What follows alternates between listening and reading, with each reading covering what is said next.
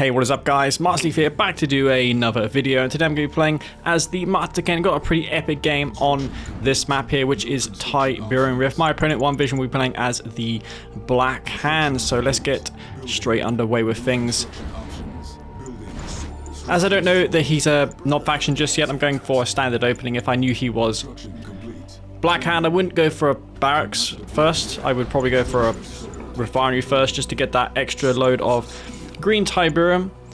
Scouts aren't particularly useful in the sense of infantry against Nob factions. You want to go for a raider buggy first, or if you're feeling extra ballsy, you can go for a bike, but there are some inherent risks with that. If your opponent is going for a bike rush of their own, then you may get that bike sniped right away.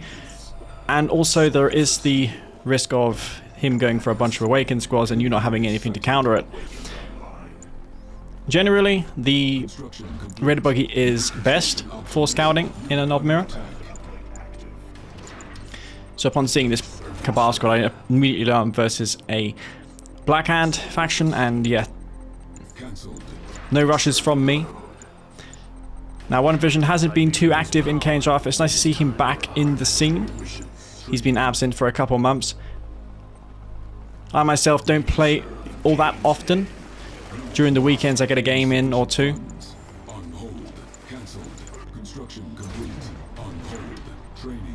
Because I didn't scout One Vision's base, I suspect he could be rushing me here, so that's why I'm going for a raider buggy. A couple bikes afterwards as well, because I don't want to take the risk of him rushing me and killing a harvester. Generally speaking, if you kill a harvester this early on in a rush in the Nob mirror, then you have a huge advantage as the player who killed the harvester. Second bike comes out. I just need to scout his base to see if he's building harvesters. Now, the good thing about the Kane buggy is it does have stealth detection, but for some reason it has half the detection radius compared to the Black Hand raider buggy. Only the sub-factions of Nod can detect. The vanilla raider buggy, however, does not have any stealth detection ability. And upon seeing that he's just ecoing out, I decided to send the bikes to the top of the map. He's already got infantry to defend against the bikes. He didn't even scout them.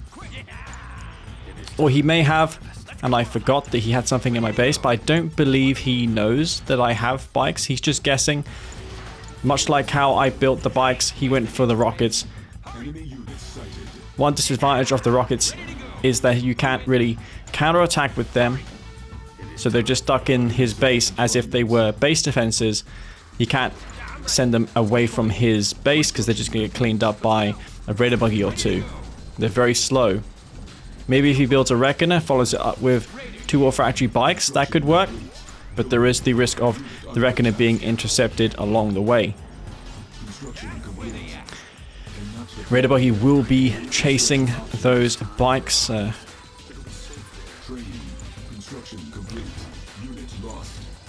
Or rather the other way around. I'm just going to leave my bikes in the top of his expansion, wait until he places a third refinery.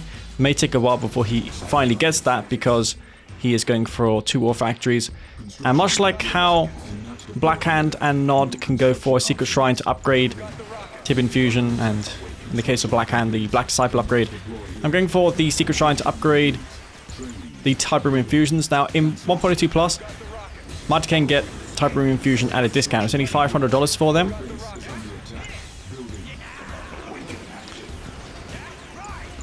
It's going to be a little bit more accessible going for the rockets. Still takes the same duration to research the upgrade at 30 seconds. So it's not going to research any quicker despite it being cheaper. But since they don't get militants which benefit from Tiberium infusion, it's only the 2 infantry squads, then it makes sense for it to have a little bit of a discount. Besides, the rockets can only benefit from a single upgrade as the Kane faction. Now, Fanatics also benefit from Tiberium infusion, which is a big deal. Though you seldom see Fanatics, don't you? Maybe in Nob mirrors they're good because they can kill Scorpion tanks. Even Dozer Blade Scorpion tanks can't crush them without being blown up. That's a nice feature of the Fnatic squad. can be comboed quite well with stealth. If your opponent doesn't have any stealth detection, then that can be lethal. And let's not forget, Kane are the faction that is all about EMP, so comboing Fanatics with Awakened, with Enlightened is also a good play. Now this isn't a really great defense from me. I don't have anything in my base to defend against these Harvesters. I'm out of resources, was forced to sell a power plant there, looking to get a lucky EMP Sally, however that did not happen, and now these spikes are just racing through my base and I have nothing at my expansion. One of those Harvesters is surely going to fall and I'm in a dire predicament here. I'm losing Harvester after Harvester. The defense has been shoddy, that is for sure. I clean up most of the bikes, but my economy is heavily... it's really in a bad state, let's just say. I have to recover somehow. I've got 9 actually, never mind. I rebuilt the Harvesters. But instead of units, I've been building Harvesters, which means my army count isn't looking too great. Now, one thing going for me is that I do have the Tiberium infusion, plus I kept that secret shrine around, so if I do need EMP, I can get a couple of enlightened squads out. Caught some bikes in the top of the map.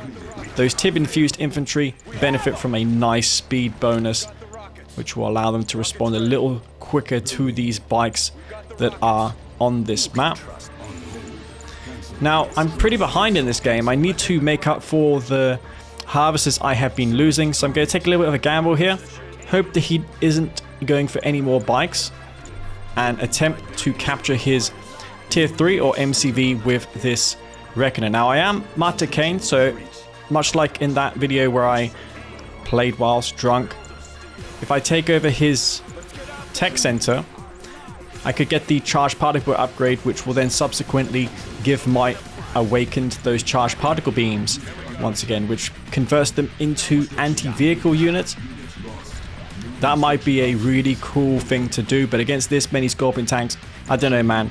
I probably should just go for the MCV. I need to do something. I haven't got anything in my base to defend against these tanks. I'm going for Fanatics, but I've only got a handful of squads placing down these secret shrines just to disrupt him a bit. Conceal what I really don't have, which is an army. I need to sell that refinery off. I'm going to lose some resources. I grabbed one of the refineries, which is nice. That's the least amount of damage I can do considering the position I'm in. I'm going to put this secret shrine, disruption tower down next to the refinery, which may make him forget that I have a base there. Now, I did get a Harvester with that ref, so not only did I get the refinery, but I grabbed myself a Harvester, and I'm actually harvesting from his expansion. So I'm taking crystals away from him and subtracting refineries from his base. That disruption tower, though, will finally go down. I got 15 Fanatic squads. That's a lot of Fanatics. And since he doesn't have Venoms, I haven't got much to fear. Plus, he can't use the Cloaking Field, since he has no stealth either. Cloaking Field in this patch still kills infantry. I know a number of mods decided to remove that, but I don't see any problem with it personally. You pay three grand, and you'd expect it to do something, right? But these tanks are a problem, and I'm expecting him now to spam a bunch of Raider buggies. He knows I have Fanatics. I haven't got anything besides that. I'm working on the Redeemer, building a chemical plant, mostly for the C-Tiberium support power, so I can keep myself in this game a little longer without expanding to my third. It's very risky and unlikely to work, me going to my third field right now. If I push out of my base, I'm not going to have the defenses to push back the Scorpion tanks. I'm going to be in a worse situation. But that Reckoner, I filled it up again with a couple of engineers. I see an MCV of his heading towards my third, and I was thinking, oh, this may be just my lucky day. If this MCV deploys, then I'm going to be able to maybe establish an expansion without needing to move my MCV, a couple flame tanks there. They're gonna not only there to potentially take his MCV over, but also providing me with the intel I need to keep my MCV alive. I'm going to assign some Fanatics to defend against these flame tanks. Now I will need to combo that with EMP. Fanatics will get burnt down to a crisp if I just send them in there. So these Awaken are going to EMP them beforehand. There's an Enlightened squad back there too. But sadly the flame tank opened fire and killed a bunch of Fanatics. So that could have been worse. At least I killed the flame tanks. Redeemer gets a rage gen off, but it's going to be surrounded by tanks. He's got lots of Raider buggies, lots of Scorpion tanks. And for Black Hand, as mentioned in the beginning of this video, the stealth detection radius on them is the same as the attack bike, so it makes a lot of sense that he's building buggies and Scorpions. This is definitely the combo that he needs to be going for. And with those Dozer Blades, he's going to be able to also crush my Enlightened. How am I going to defend against this? It's very tricky. I sell this chemical plant off for a quick $1,500. There's some Scorpion tanks reinforcing. I throw down an Obelisk. Now, this Black Hand MCV, I don't have a Black Hand tech lab, so I can only queue Obelisks from my mock construction yard. It gets a little confusing when you control two sub-factions of the same faction. But I am, so far, doing okay. I'm managing this. I think I'm queuing a refinery from my Black Hand MCV, or I will. First and foremost, though, I need to deal with these Scorpions. I used a cloaking field there on my avatars, hoping to maybe, at some point, crush some of those Scorpion tanks. Maybe he won't notice. The Raider buggies aren't there to detect them. And One Vision running into that Obelisk may be a little bit of a mistake. Despite the amount of pressure I've been taking in my base, I have actually set up an expansion. If I set another refinery down, then I'm going to be bringing in lots of Tiberium. This MCV of his was very useful. I appreciate the gifted MCV. Since I've got the Tiberium infusion, Fanatics makes a great deal of sense considering I'm being overwhelmed by Scorpion tanks. I'm going to queue some of those Fanatics out of the hand of Nod. I don't think I have had a game with so many Fanatics. This game is featuring so many of them, but you're really going to only see them in matchups such as this, where there are no Venoms, no Hammerheads to take them out.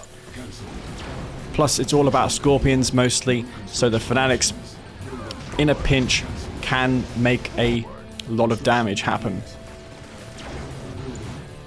I hold, and this avatar, albeit on low health, is crushing some of those tanks. A rank on that avatar does happen. Looking at this reckon here, there's a Saboteur. Maybe I can head on over to the top of the map, grab a refinery of his. At this present moment, I didn't know if he had an expansion. I assume he was all in, and that Conyard that was sent towards me was his only MCV, but he actually built another one, and he's already set up a base in his natural third. So I'm severely behind due to that secret shrine opening that I did.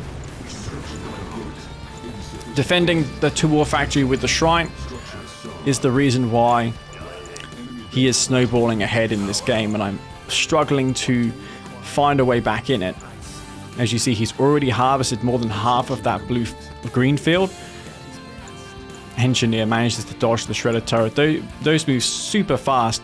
They are very speedy boys, the Kane Saboteurs. They're quicker than the Traveler ones.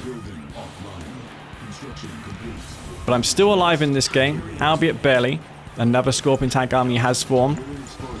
The bike may get some recon on this base. He may not even know that I have a double ref set up. As Black Hand, he has the power signature scan support power, which doesn't cost anything, but that doesn't reveal refineries. It does reveal upgraded power plants though. You'll see my MCV must be there since there's a power plant. And I know he's most likely going to attack me from multiple sides at once. So I'm going to assign an avatar on defense duty at my green field. And yeah, I'm in dire straits now. I don't have anything to defend against these Scorps. That is a massive Scorpion tank army. But I do have an avatar. I'm going to see if I can combo this avatar with EMPs to crush some of those tanks. Look at the avatar go. It is crushing through those Scorpions. Half a dozen already going down to the avatar. I've powered down my tier 3. Don't need it because I'm transitioning into mass venom. I'm going to keep it around. I'm purposefully not selling it off just because I need to buy some time. And I see a flame tank, and that's the one unit I can't get as Martyr Kane. But you know what? You can steal from your opponent his flame tank, and thank you very much. I will take that. That's a Martyr Kane avatar that is now elite with a flamethrower on it, something that is a rarity indeed. And I'm still severely behind flame tanks coming in, probably going to take out my expansion ref, but instead he's focusing on my construction yard, and those venoms are slowly taking down those tanks. There's no double A there for him. He's most likely at this point going to be spamming venoms from triple portals. No power plants, nor do I have a construction yard. So my base defenses are offline. Those obelisks that I have are kind of useless. I should sell them off for some awakens, queuing an MCV, but that's going to take a minute 10 to complete since I don't have any power. And if you didn't know, units and structures take twice as long to be built when you don't have any power. I'm cleaning up the last of these tanks, and whilst that has happened, my avatar promoted to heroic. It is heading towards his base now, and I'm not sure if he is aware of it. Finally, some stealth detecting units come in to play for him. Lots of raider buggies. Now, buggies aren't really the answer to mass venom. If he gets about 10-20 of them, then sure, they can work. But if I had only the venoms, he would probably win this game hands down, since I have no production. What I have is all I have left. This flame tank, need to take that out. And now he is so confused. He wonders how on earth this avatar got to heroic. It has a flamethrower on it. Imagine thinking you've won, and then suddenly the Martyr Kane player shows up in your base with a heroic avatar, and it has a flamethrower on it. And he was so confused, he even suspected that I was cheating in this match, which obviously, as you guys can see, is not the case. This cast, this replay proves it. And now look how badass this avatar is. Just on aggressive stance, moving into the Black Hand player's base, using its flamethrower, using its laser to completely annihilate these units. And at this point, One Vision lost connection. He didn't DC on purpose. This was just an unfortunate timing. But yeah, that is gonna be the end of the match. I was hoping to kill the rest of his base with this heroic avatar. It would have been cooler, but the game is pretty much over at this point, since he has nothing to kill the heroic avatar. My base is well intact. There's even a second avatar approaching him. But yeah, that was an awesome game in my opinion. Heroic avatar coming in clutch. The stealth antics of the Martyr Kane bringing it back for me. That was definitely the trump card for my success in that game. Anyways, guys, hope you enjoyed it. If you did, don't forget to smash the like button. I really appreciate that. And before I go, I would like to thank my Patreon members for continuing to support my channel and keeping this game alive via me doing patches and keeping this game updated. Anyways, thank you very much, and I'll see you all in the next video. Peace out.